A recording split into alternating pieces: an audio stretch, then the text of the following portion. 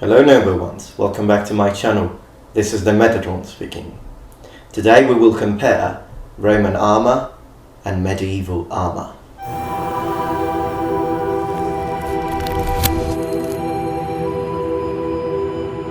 Now, before starting, I would like to let you know about a channel that I really like and that I think you should check out. The name of this channel is I Am Shad. Now, Shad is a very interesting bloke. He's very talented, he can draw very well, but he also makes his own swords, wooden swords, and he makes very good looking shields. Now, his channel has got a lot of content about the Middle Ages. He's very knowledgeable. You will find a lot of historical content. But another interesting thing about Shad is that he's really funny. I mean, he knows how to be funny. In fact, there are a few of his videos that I've watched multiple times just because they are very entertaining. I always laugh my head off, and I've actually watched them with my whole family while we were having dinner. Please go there, have a look, check out some of his videos, and if you want, why not subscribing to him as well. Alright, but let's get back to our topic. The Romans, a fascinating civilization, unmatched in battle. As we seek to understand the secret of the Romans, what brought victory to their side, we need to consider a few very important factors that made the Roman armies almost invincible.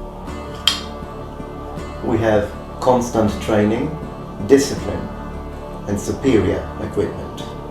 The idea of having the whole army, all legionaries, as professionals in a chaotic world where warriors relied mostly on their strength and bravery in battle, the meticulous organization of the empire made it possible to make use of their advanced smithing abilities in order to give birth to the Roman soldier. The Romans took full advantage of their advances in technology, particularly smithing technology. And as time moved forward, reaching into the Middle Ages, smithing abilities and metallurgical technology continued to advance, creating a far superior medieval armour. What was it? Well, one very important thing that we need to keep in mind is that all that the Romans have done, and what most people did in the past anyways, was to choose a specific kind of armour or a specific kind of weapon simply because it worked. The Roman generals were professional, and often we forget that mail armour was the longest kind of armour in use during Roman times.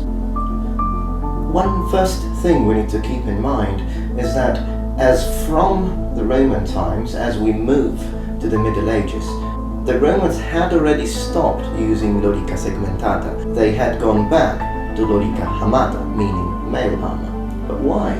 Lorica segmentata was more of a robust kind of protection, but mail armour gave better mobility.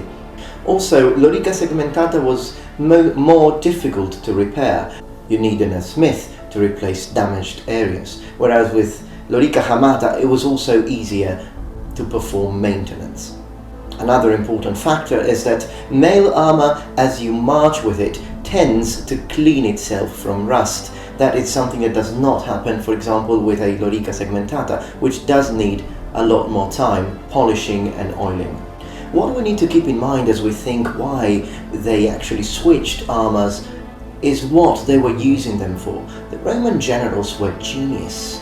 It is very likely that they tried to get as much information as possible about their enemy, the kind of weapons they were using, and therefore equipped their legions accordingly. So what we are often inclined to believe is that the Romans, being ancient warriors, had reached a certain level in smithing skills, but as we move into the Middle Ages, time progresses and therefore smithing technology progresses. But was it really like that? First of all, one of the improvements with medieval armour is the fact that it was going to cover more the legs and the arms, whereas with Roman armour we know that both legs and arms were unprotected. But why were they unprotected? The Romans did not know how to make armour for legs and arms. They surely did.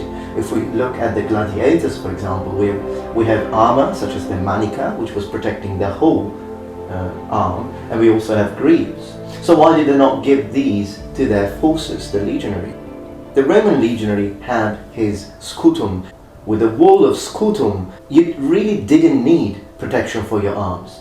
The scutum was already providing that, and your striking arm had the gladius, and it would go out only to strike the enemy.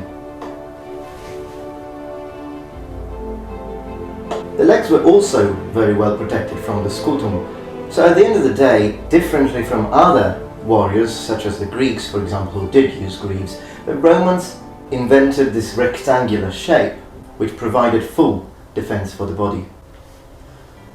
Well, in the Middle Ages, at least the early Middle Ages, the predominant kind of armour was mail armour.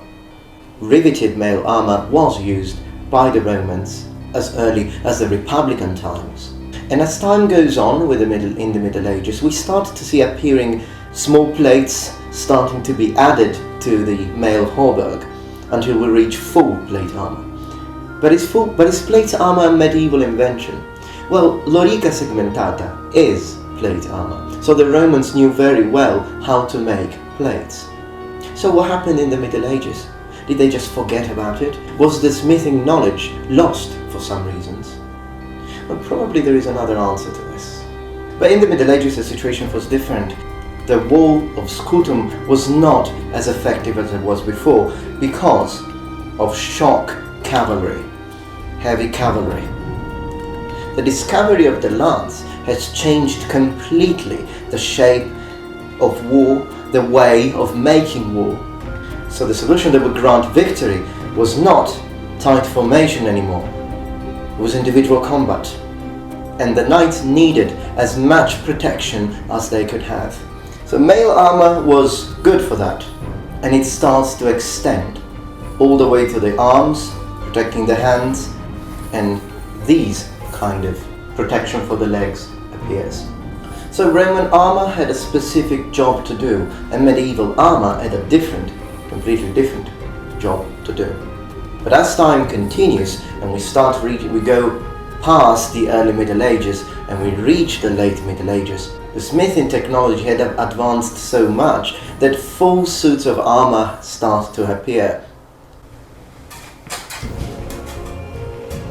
So, lorica segmentata.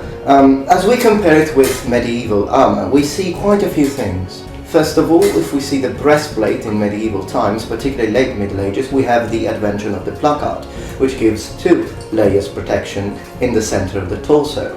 We do not have that with lorica segmentata, although there is a little bit of overlapping between these bands, but mostly we have 1 layer of protection. Now, another significant difference between medieval armour, particularly late medieval armour, and Roman armour is weight distribution.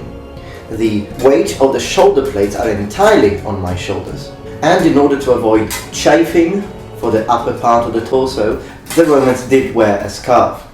That's why you see the legionaries wearing a scarf. It's not only for the weather, it was actually to avoid chafing.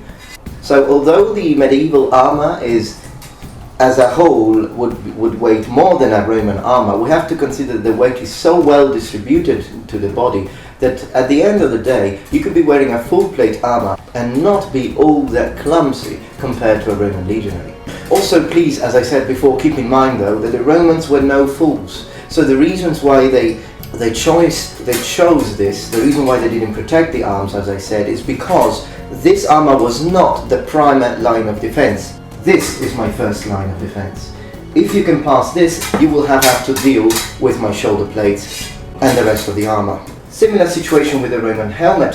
Why did they leave the face so exposed? Did they not know how to close helmets? Of course they did. We just have to have a look at the gladiators again. Murmillo, for example. They had closed helmets, so why not providing the legionaries with a closed helmet? Because vision in combat was essential, vital for Roman formation. To understand the commands of your centurions, you needed to have holes on the sides. The whole Roman legion had to work as a machine. Also consider that these cheek plates would have been closed during combat and tightened with a lace. And again, as we see it with the scutum, there isn't much left to attack. The most exposed part will be the top of my head, which is well protected. As I have said in other videos, during marches the helmet will then be closed and hanged on my bosom.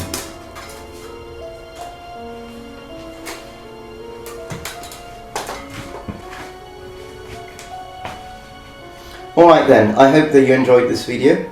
Thank you very much for watching, and remember, the Metatron has spread his wings. Goodbye.